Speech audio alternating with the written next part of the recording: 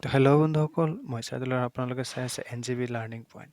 তো আজি মই এই ভিডিঅ'টোত আলোচনা কৰিম ক্লাছ 9 ভূল চেপ্টাৰ 1-ৰ পাঠভিত্তিক প্ৰশ্নোত্তৰ উপৰিও কিছুমান এডিশ্যনেল কুৱেশ্যন। কাৰণ এই এডিশ্যনেল কুৱেশ্যনখিনি এক্সামৰ কাৰণে বহুত ইম্পৰ্টেণ্ট হয়। তো আপোনালোকে ভিডিঅ'টো স্কিপ নকৰাকৈ একেবাৰে শেষলৈকে চাই থাকিব। আৰু যদি ভিডিঅ'টো ভাল লাগে দেন প্লিজ লাইক, শ্বেয়াৰ আৰু চেনেলটো ছাবস্ক্ৰাইব কৰিবলৈ একেবাৰে নাপাহৰিব। বলক সময় নষ্ট নকৰি ভিডিঅ'টো উপভোগ কৰোঁ। তো আজিৰ এডিশ্যনেল কুৱেশ্যনৰ ফাৰ্ষ্ট কুৱেশ্যনছ হ'ল যে পৃথিৱীৰ উপৰিভাগত কিমান শতাংশ পানীয়ে আগুৰি আছে?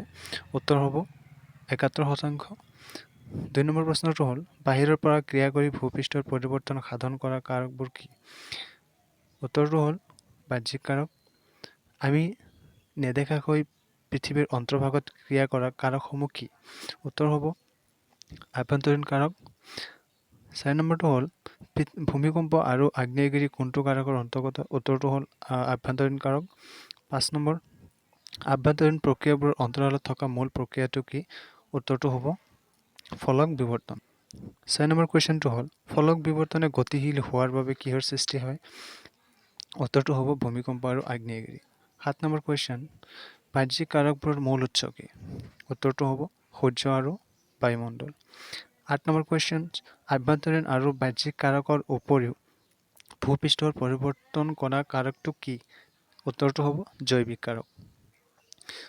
৯ নম্বৰ কুৱেশ্যনটো হ'ল হিমযুগত পৃথিৱীৰ উপৰিভাগৰ বহু অংশ কিহেৰে ঢাক খাই আছিল? উত্তৰটো হ'ব তুষাৰেৰে।